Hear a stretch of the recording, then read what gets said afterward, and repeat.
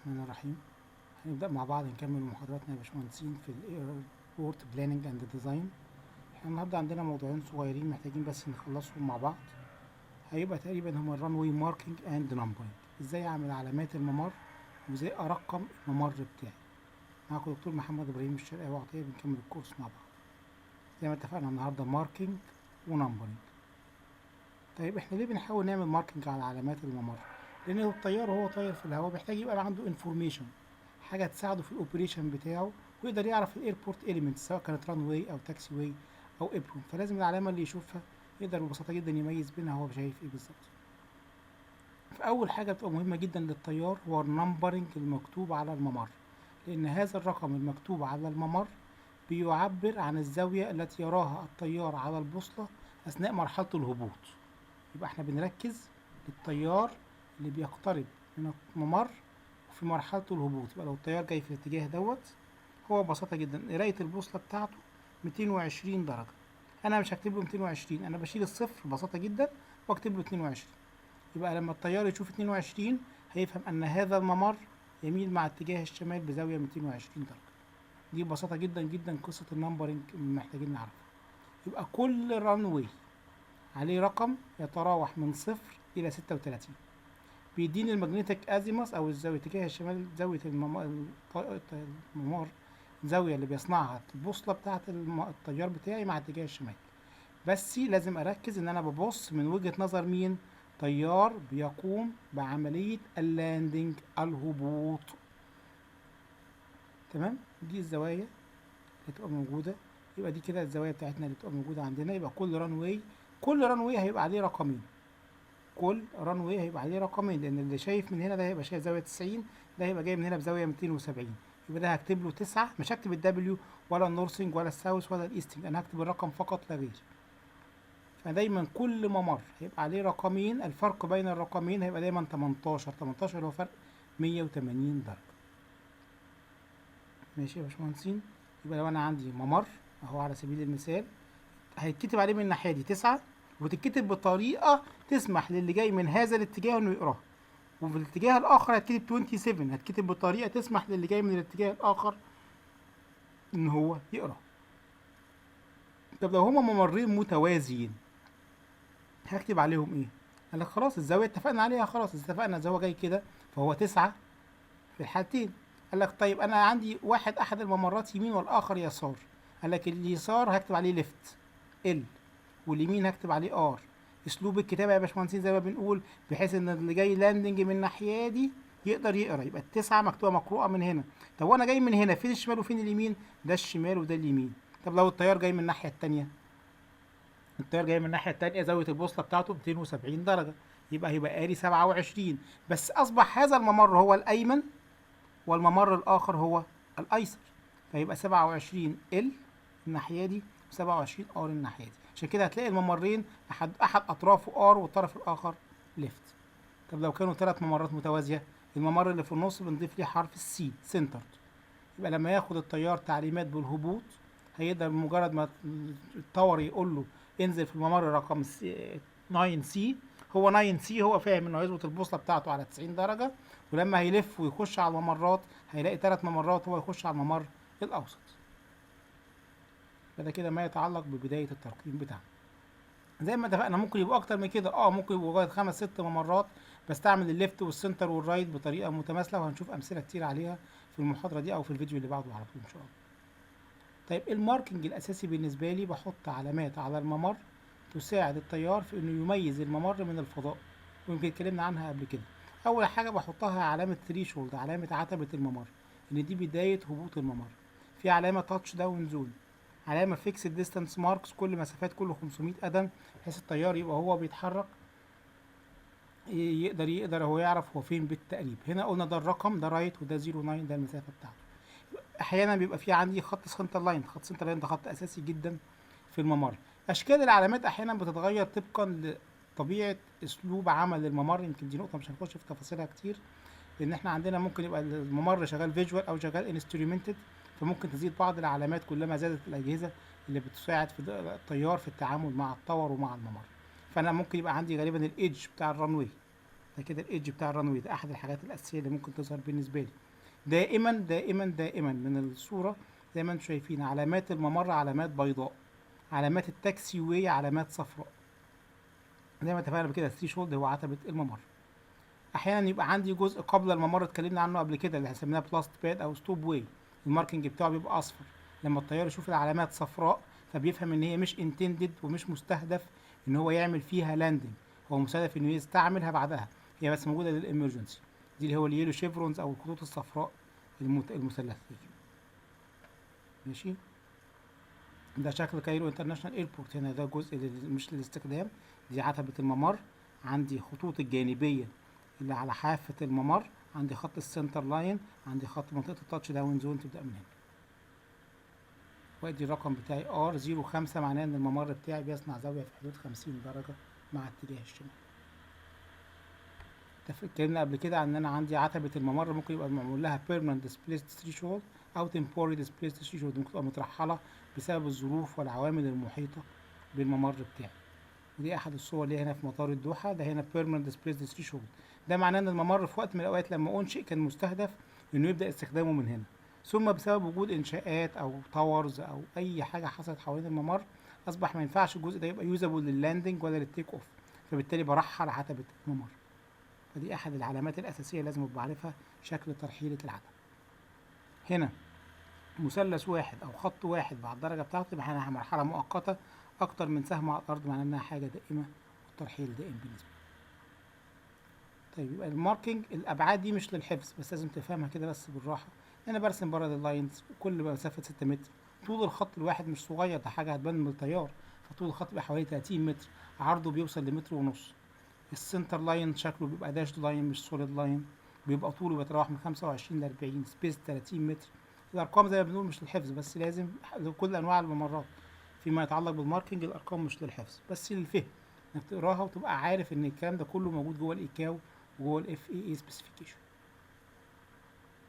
نفس القصه السايد ستريب بتاعتي، لو انا عندي انسترومنتد رانوي وحاجه هستعملها غير لو انا عنديش انسترومنتد رانوي. التاتش داون زون كل خط مرسوم على الارض له مسافه محدده بتبدا بعديها، يعني انا بقول التاتش داون زون ليها ديستانس بتبدا من 600 الى 900 متر، برسم كام خط وكل خط طوله قد ايه والمسافات قد ايه.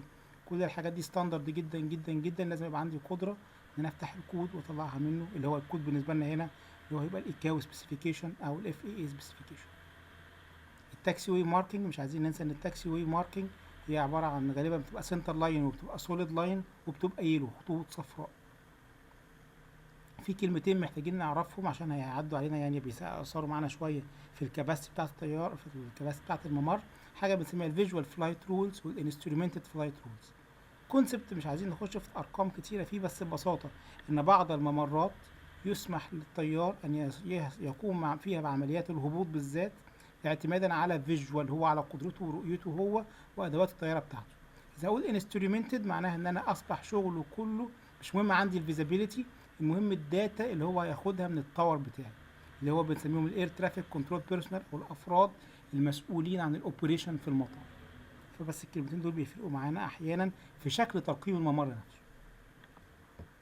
يبقى هو فيجوال رانوي او انسترومنتد ابروتش رانوي، والانسترومنتد جواه تفاصيله نون بريسيشن او بريسيشن شديد الدقه او اقل في الدقه شويه. طيب هتقروا انتوا السلايد دي مش هيبقى فيها حاجه مش الحفظ بس هو على حسب. انا في النون بريسيشن فانا بتحكم غالبا في الهوريزونتال جايدنس وبترك بسم الله الرحمن الرحيم الفيرتيكال الاينمنت اللي الطيار ومسؤوليته هو الشخصيه. في البريسيشن فانا بتحكم معاه في كل حاجه. تمام. طب انا هتنعكس معايا في ايه؟ ببساطه جدا لما تشوف ممر زي ده هتلاقي الترقيم بتاعه ممكن من غير الثري شولد من غير شكل عتبه الممر بترقيم بسيط، فده غالبا بيبقى شغال فيجوال رانوي ماركينج. طب بيبدا يخش في ليفل اعلى بخش في النون بريسيشن انسترومنت رانوي ماركينج. فمعنى كده ان هو حتى الطيار بمجرد ما بيقترب من الممر بتاعي، ده هنا برضو اشكال مختلفه بتاعته، ده البيزك، ده فيجوال، ده نون بريسيشن، بدات ازود هنا علامات زياده، بدات اخش بريسيشن واحط انسترومنت واخلي كل حاجه مسؤوليه التاور بتاع الممر بتاعي، فدي بنسميها بريسيشن انسترومنت رانوي. فبتلاقي هنا العلامات بتزيد زياده وشكل العلامات بيختلف اختلاف بسيط. فمهم ان انت الكونسبت يبقى واضح بالنسبه لك انه كلما زادت درجه تحكم التاور مع الطيار في عمليات الهبوط بالذات والإقلاع والهبوط. طبعا الهبوط بيبقى أكتر كلما زادت العلامات المرسومة على الطريق. بكل الأحوال الحد الأدنى هو خط سنتر لاين والنمبرنج، ده الحد الأدنى اللي مفيش أقل منه خالص، مع الوقت ممكن تزيد.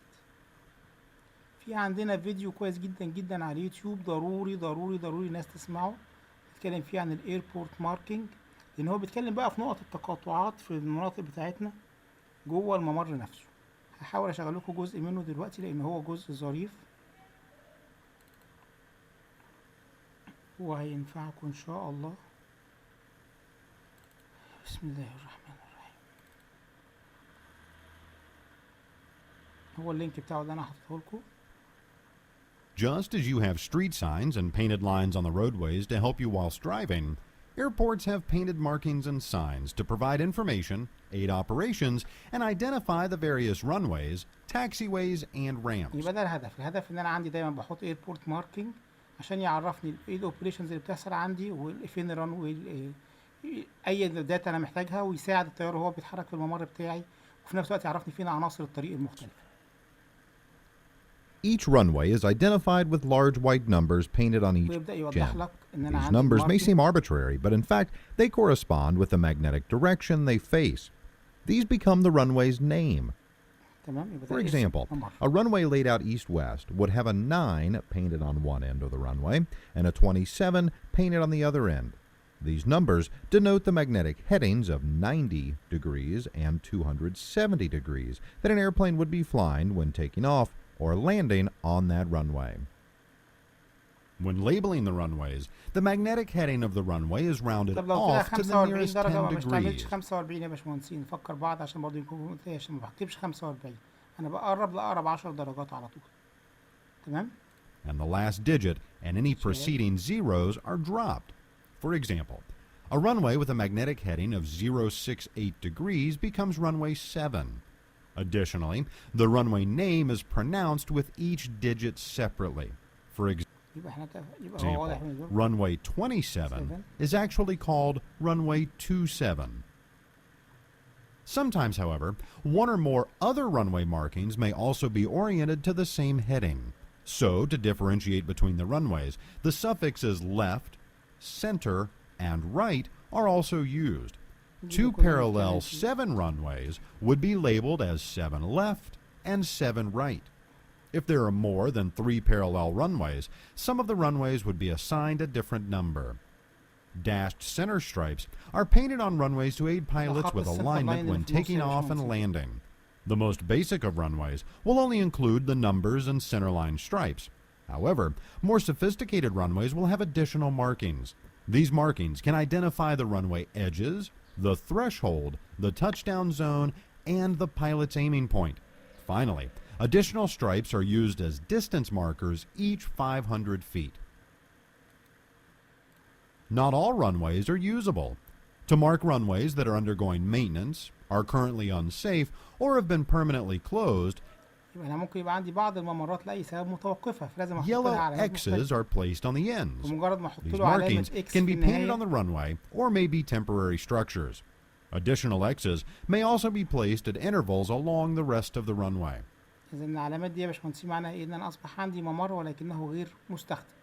Runway markings are also used to indicate when certain portions of a runway are not usable for takeoff or landing. If part of the approach end of a runway is usable for taxi and takeoff but not landing, it will be labeled as a displaced threshold and marked with white arrows. Landing on this portion of the runway is not permitted because terrain or man-made obstructions require an airplane's approach path to be relocated. يبقى ده هنا بسبب وجود بعض المنشآت فخلت هذا الجزء من الرنوي لا يمكن استخدامه زي ما درسنا سوا في أسطح الأمان، وبالتالي بضطر أرحل نقطة البداية اللي مسموح لي فيها إن أنا أعمل اللاندنج بتاعي. Farther down the runway to provide adequate clearance. You can, however, use this portion of the runway to slow the aircraft to a stop after touching down during a landing, but only when that landing is from the opposite end of the runway. Runway pavement that cannot be used for taxi, takeoff, or landing is marked with yellow chevrons. This area can only be used for emergency overrun or has been placed there to limit ground erosion from jet blast. To travel between the runways and the parking ramps, most airports have taxiways. Since runways are labeled with numbers, taxiways are given letter designators. يبقى احنا عندنا يا باشمهندسين كل الرانويز بتاخد ارقام، بينما كل التاكسي ويز بتاخد ليترز وحروف، مش هتاخد ارقام. ده اول فرق. يبقى الفرق الاولاني كان اللون، ان الرانوي ابيض، التاكسي واي اصفر. بينما لما باجي هنا في مرحلة الكتابة بكتب ارقام على الرانوي، بينما هرقم التاكسي واي كلها بحروف. Also, while painted runway markings are white, taxiway markings are yellow. At larger airports, taxiways will have a solid yellow stripe to mark the center of the taxiway. يبقى السنتر لاين بتاع التاكسي واي نفتكره انه سوليد لاين مش داش لاين. يبقى السنتر لاين بتاع الرانوي يا باشمهندسين هو داشد لاين، بينما السنتر لاين بتاع التاكسي واي هو سوليد لاين.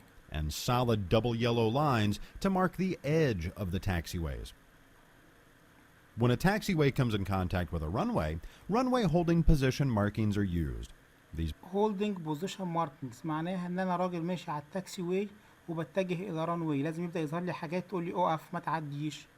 فلما يقابلني خط سوليد، 2 سوليد، معناها ان انا مش مسموح لي ان انا اعبر من اتجاه السوليد الى اتجاه الدوتد الا بعد موافقه الممر، لان انا بتجه من منطقه في الممر او في المطار ذات حركه بطيئه اللي هي التاكسي واي الى منطقه تبقى فيها طيارات بتعمل لاندنج وتيك اوف وحركه سريعه. فالعلامات الارضيه هنا بتوضح للطيار هل هو محتاج ياخد اذن قبل ما يعدي ولا يقدر يقف.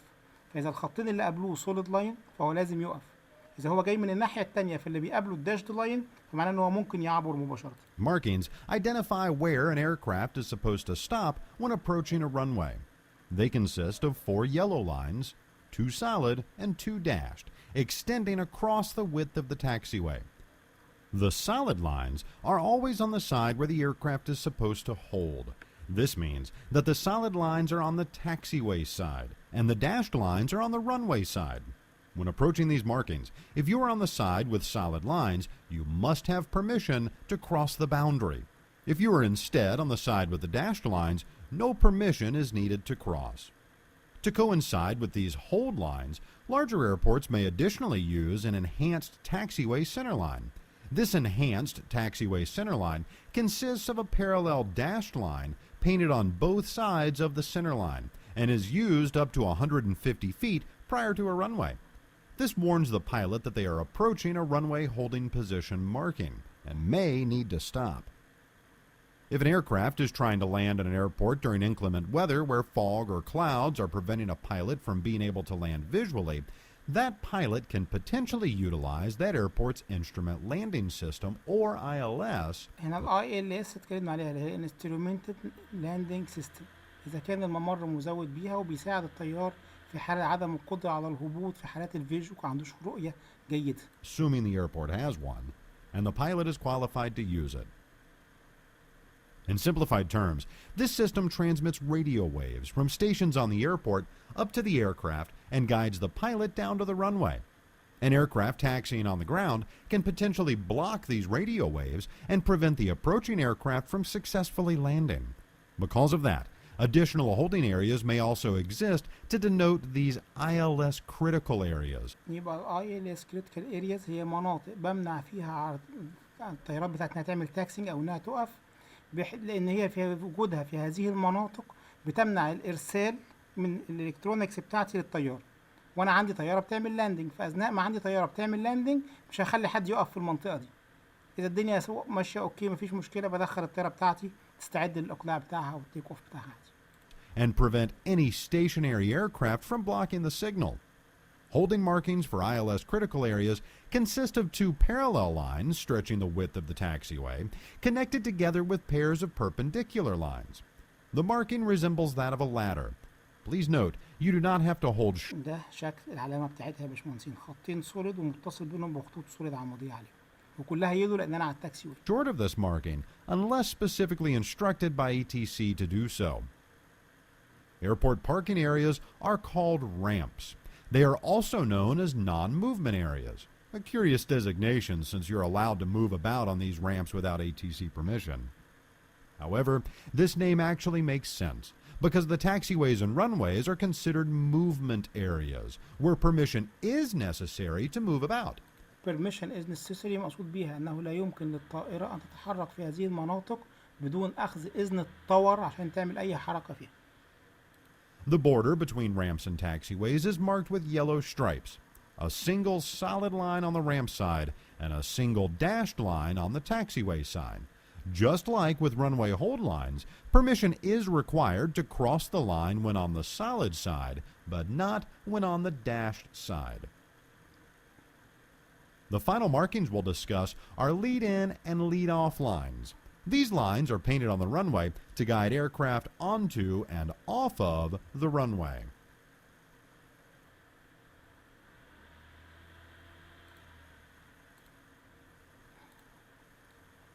ده كده فيديو مهم جدا جدا يا باشمهندسين وجزء اساسي من الكورس بتاعنا. الفيديو التاني اتفرجوا عليه ايربورت ساينج بس مش هدخله كجزء في الامتحان اوكي عشان بس برضه نلم الموضوع معاكم. دي المراجع بتاعتنا. الفيديو صغير زي ما انتم شايفين ذاكروه ان شاء الله الموضوع بسيط ونتناقش فيه لو عندكم فيه اي اسئله. شكرا جزيلا.